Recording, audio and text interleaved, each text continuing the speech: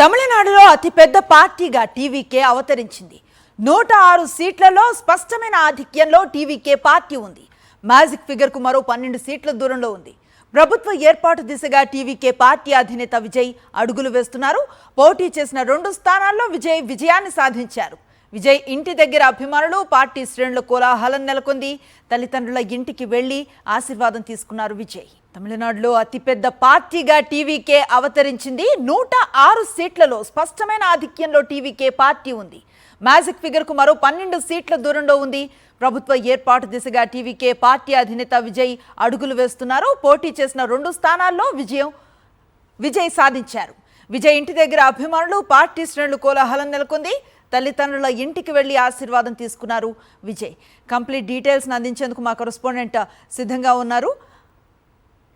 తమిళనాడు ఫలితాలపై మరింత సమాచారాన్ని అందిస్తారు మా ప్రతినిధి లోకేష్. కరెంట్ కండిషన్ ఎట్లా ఉంది? టీవీకే శ్రేణుల్లో ఎలాంటి ఉత్సాహం కనిపిస్తోంది? ఈ మ్యాజిక్ ఫిగర్ కి సంబంధించినటువంటి స్టెప్ ఎంత త్వరగా తీసుకునే అవకాశం ఉందంటే ఏం చెప్తారు?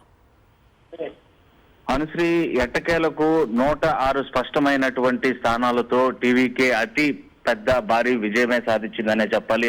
అనూహ్యంగా నూతనంగా పార్టీని నిర్మించుకున్నటువంటి టీవీకే అధినేత విజయ్ మొదటిసారి రాజకీయాల్లో ప్రవేశించడం, నూతన పార్టీ నెలకొల్పడం, మొదటిసారి 234 మొత్తం స్థానాల్లో తన అభ్యర్థుల్ని నిలబెట్టి ధైర్యంగా ముందుకు కొనసాగినటువంటి పరిస్థితి. ఎక్కడా కూడా విజయ్ ఇంత అనూహ్యమైనటువంటి విజయాన్ని, ఇంత స్పష్టమైనటువంటి ఎక్కువ స్థానాలను అతిపెద్ద పార్టీగా అవతరించేటువంటి స్థాయికి వెళ్తారని ఎవరు ఊహించినటువంటి పరిస్థితి. ఇటు సర్వే రిపోర్ట్లు కూడా ఎవరు కూడా ఒకే ఒక సర్వే సంస్థ మినహా మిగతా అన్ని సర్వేలు కూడా డిఎంకేకే పట్టం కట్టినటువంటి నేపథ్యంలోనే అన్ని సర్వే సంస్థల యొక్క లెక్కలను తారుమారు చేస్తూ విజయ్ అనూహ్యంగా ఘన విజయాన్ని సాధించారని చెప్పొచ్చు.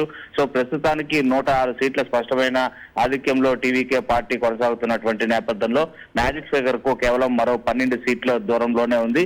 ఆ 12 సీట్లు మాత్రం కనుక మద్దతు కూడగడితే ప్రభుత్వాన్ని ఏర్పాటు చేసుకోవడానికి విజయ్ కి సుగమమైనటువంటి దారి లభిస్తుంది. అంటే విజయ్ సీఎం కావాలంటే మరో 12 స్థానాలు మద్దతు అవసరం ఉన్నటువంటి నేపథ్యంలోనే విజయ్ ఎవరితో జత కడతారు అంటే ఉదయం స్పష్టమైనటువంటి లీడ్స్ చూసినప్పటి నుంచి కూడా ఇటు ఏఐడిఎంకేతో పాటు మరి ఆ కూటమిలోని పార్టీలు అయినటువంటి పిఎంకే పార్టీ కావచ్చు, కాంగ్రెస్ కావచ్చు, సిపిఐ సిపిఎం పార్టీలు అన్ని కూడా విజయ్ కి అప్రోచ్ అవడానికి ప్రయత్నాలు చేశాయి. తాము కూడా అధికారంలో భాగస్వామ్యం అవుతాము అని చెప్పి తమకు ఉన్నటువంటి ఆలోచనలను విజయ్ దృష్టికి తీసుకెళ్లినట్లుగా తెలుస్తుంది. అయితే ఎవరితో పొత్తు పెట్టుకోవాలి, ఎవరు మద్దతు కూడగట్టుకుంటే ప్రభుత్వ ఏర్పాటుకు సుగమమైనటువంటి మార్గం ఏర్పడుతుంది, అదేవిధంగా వారి యొక్క డిమాండ్స్ ఏ విధంగా ఉండబోతున్నాయి.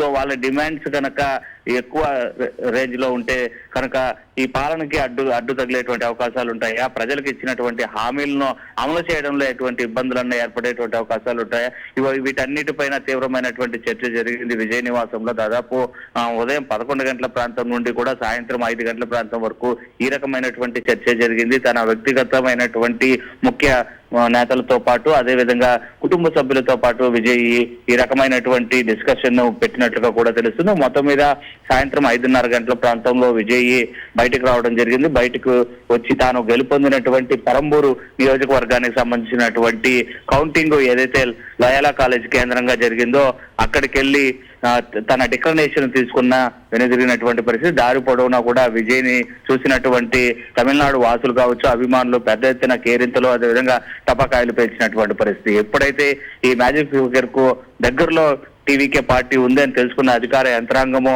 మధ్యాహ్నం 12 గంటల ప్రాంతం నుంచే కూడా అక్కడ యంత్రాంగాన్ని అంటే భద్రతా ఏర్పాట్లను కట్టుదిట్టం చేశారు. విజయ్ నివాసం వద్ద ఎవరిని అభిమానుల్ని అదేవిధంగా కార్యకర్తలు ఎవరిని అక్కడికి రానివ్వకుండా పటిష్టమైనటువంటి భద్రత నడుమ క్యాన్వాయ్ ను ఉంచి మరి డిక్లరేషన్ ఫామ్ తీసుకెళ్లడానికి పోలీస్ డిపార్ట్మెంట్ అయితే మాత్రము సాధారణంగా వాహన శ్రేణిని ఏర్పాటు చేసి మరి అక్కడికి తరలించినటువంటి పరిస్థితి కనిపిస్తుంది. సో మొత్తం మీద అనూహ్యంగా ఎవరు ఊహించని రీతిలో స్పష్టమైనటువంటి స్థానాల్లో విజయానికి పూర్తి స్థాయిలో విజయం సాధించినప్పటికీ కూడా మ్యాజిక్ ఫిగర్ కు కేవలం 12 సీట్ల దూరంతో ఘన విజయాన్ని అయితే మాత్రము విజయ్ ఒక చరిత్రలో లిఖించినటువంటి ఒక అధ్యయనంగా కూడా ఇక్కడ తమిళనాడు రాష్ట్రంలో స్పష్టం చేశారని కూడా చెప్పొచ్చు.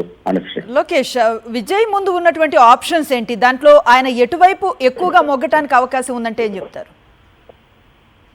మనం ఇక్కడ ఆఫర్ అయితే విజయ్ కి ఇటు ప్రభుత్వం ఏర్పాటు చేయాలంటే ఖచ్చితంగా కావాల్సినటువంటి స్థానాలు 12 మాత్రమే. సో 12 స్థానాలు సరిపోయినటువంటి పరిస్థితుల్లో అతి పెద్ద రెండో పార్టీగా సీట్లు సాధించినటువంటి ఇటు ఏదైతే డిఎంకే కావచ్చు ఏడీఎంకే పార్టీలతో అయితే మాత్రం డిఎంకే పార్టీతో ఖచ్చితంగా పొత్తు పెట్టుకునే అవకాశం లేదు. ఎందుకంటే అధికార పార్టీ అయినటువంటి డిఎంకేతో మొదటి నుంచి దాన్ని వ్యతిరేకిస్తూ ఆ పార్టీకి వ్యతిరేకంగానే తాను పార్టీ స్థాపించారని చెప్పుకుంటూ వచ్చినటువంటి పరిస్థితి ఉంది.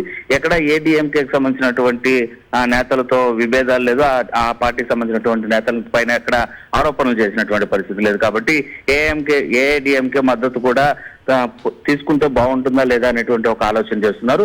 మరోవైపు ఏఐడిఎంకే మద్దతు కనుక తీసుకుంటే ఎక్కువ స్థానాలు ఉండేటువంటి పార్టీ కాబట్టి తాను ఇటు డిప్యూటీ సీఎం పదవికి కూడా డిమాండ్ చేసేటువంటి పరిస్థితి ఉండొచ్చు. లేకపోతే కొన్ని సంవత్సరాల పాటు అంటే హాఫ్ ఆఫ్ సీఎం సీట్ ను హాఫ్ ఆఫ్ షేరింగ్ చేసుకునేటువంటి పరిస్థితి కూడా ఉంటుంది. కాబట్టి ఇన్ని ఆలోచించి సరైనటువంటి నిర్ణయం తీసుకోవడానికి మరింత సమయాభావం తీసుకున్నట్లుగా కూడా తెలుస్తుంది. Vijay. Right, thank you Lokesh.